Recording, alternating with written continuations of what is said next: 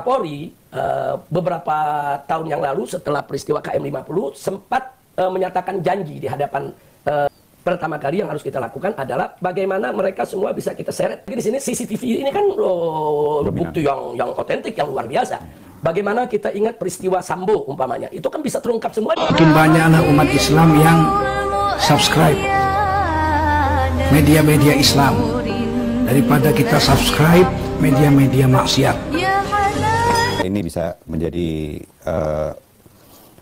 satu jawaban untuk masyarakat, kira-kira seperti apa sih langkah ke depannya Habib setelah bebas sekarang ini. Kira-kira bagaimana rasanya setelah bebas murni ini, Habib?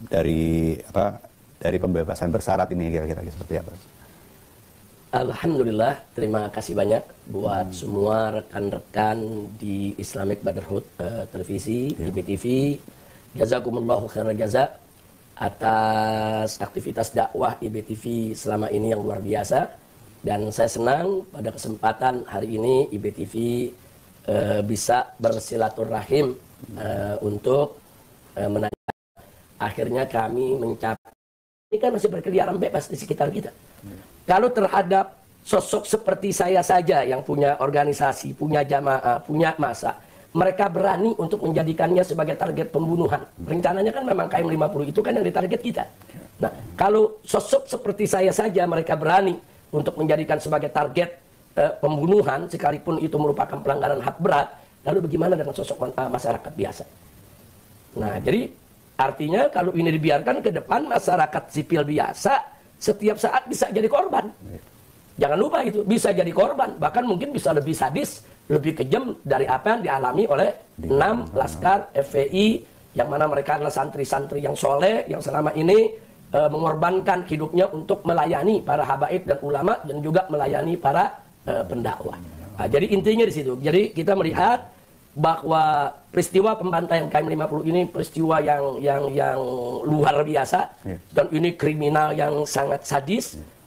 Ini tidak boleh dibiarkan. Begitu saya bersumpah, saya akan perang habis-habisan terhadap para pembantai KM 50. Siapapun, pihak manapun yang terlibat dalam pembantaian KM 50, mulai hari ini dan ke depan, mereka tidak akan pernah bisa tidur tenang. Kemudian untuk realisasinya bagaimana mengenai perangnya dimaksud tadi?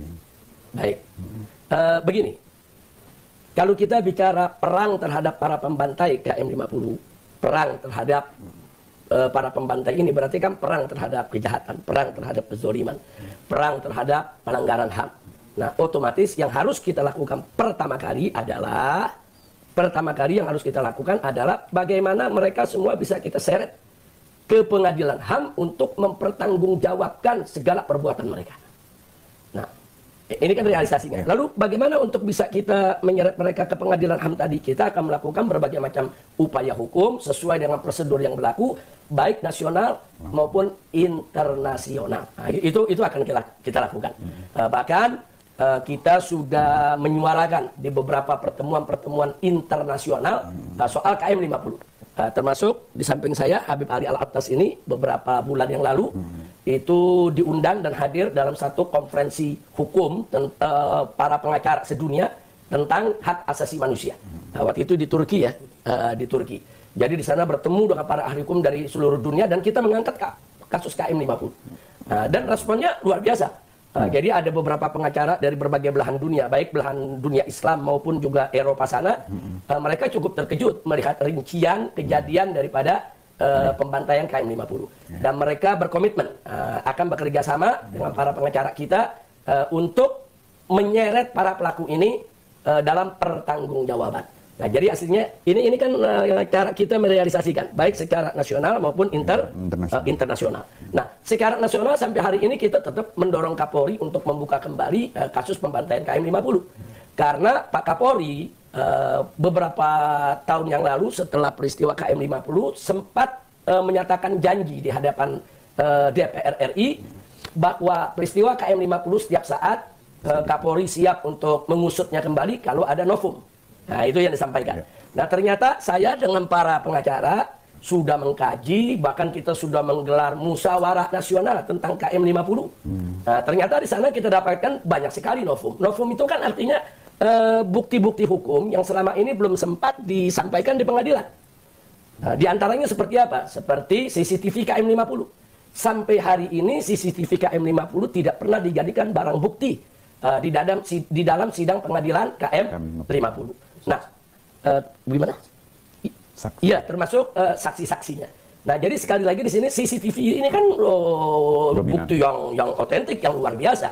Bagaimana kita ingat peristiwa Sambo umpamanya, itu kan bisa terungkap semua dari CCTV.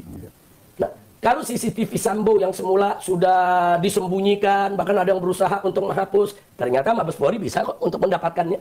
Nah, bahkan bisa itu dijadikan barang bukti di pengadilan. Nah, kenapa CCTV KM50 kok tidak ada? Kita punya saksi-saksi. Nah, kita punya saksi-saksi yang bisa dihadirkan di pengadilan KM50 ini untuk mengejar daripada CCTV.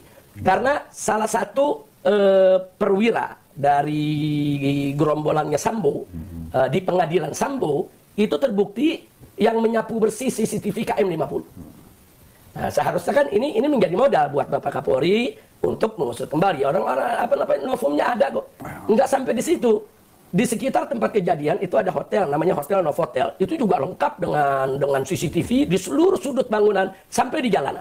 Nah, ternyata sekarang kita dapat kesaksian dari beberapa pegawai yang ada di Novotel, pasca peristiwa KM50, ada oknum-oknum aparat yang datang menyita CCTV mereka, rekamannya. Nah, artinya yang ini harus dikejar oleh Kapolri. Kalau betul Kapolri itu serius ingin menegakkan keadilan. Nah, ini kan termasuk bagaimana cara kita merealisasikan. Kita akan terus kejar Kapolri. Kita akan terus kejar DPR. Karena kita sudah pernah kirim delegasi beberapa kali ke DPR untuk bisa membentuk tim investigasi agar kasus ini juga bisa terungkap. Jadi banyak sekali jalan. Dan bisa jadi besok atau lusa akan muncul film KM50. Dan mungkin nanti akan lebih hebat dia punya efeknya daripada film Vina yang saat ini sedang viral. Nah, jadi sekali lagi kalau tidak mau ada kegaduhan di kemudian hari atau ada presiden-presiden buruk terhadap penegakan hukum di kemudian hari, KM50 harus dituntaskan. Ya, terima kasih banyak mengenai penjelasannya tentang KM50 dan sikap Habib serta realisasi yang rencana untuk mengenai kasus KM50. Saya tambahkan, Habib Abdul. Kalau tadi saya katakan perang terhadap para pembantai KM50, tentunya bukan hanya perang hukum aja. Perang doa juga kita lakukan. Kita minta kepada para habaib, para ulama yang solihin, para santri-santri, majelis taklim, para jamaah. Nanti dari atas mimbar kita ajak ratusan ribu orang untuk memohon kepada Allah agar semua pihak yang terlibat dalam pembantaian KM50 diadab oleh Allah. Amin. Baik di dunia maupun di akhirat. Nah, agar mereka hidup hina, mereka hidup hancur, mereka binasa, hancur segala usaha mereka, hancur kehidupan mereka, hina sampai mereka mati juga dalam keadaan hina. Itu juga kan realisasi dalam bentuk perang. Perang doa jangan main-main. Kadang-kadang doa lebih kuat daripada usaha fisik yang ingin kita lakukan. Nah, maka itu kita tidak akan pernah lupa. Apalagi Allah sudah berjanji dalam Al-Quranul Karim bahwa Allah tidak akan pernah lalai daripada orang-orang yang zalim. Nah, jadi maka itu tadi saya katakan siap-siap saja para pembantai KM50 ke depan ini untuk menghadapi kehidupan yang berat, yang hina, yang mereka akan rusak dari semua aspek kehidupannya, dan siap-siap mereka hina dari dunia sampai akhirat. Baik, Habib.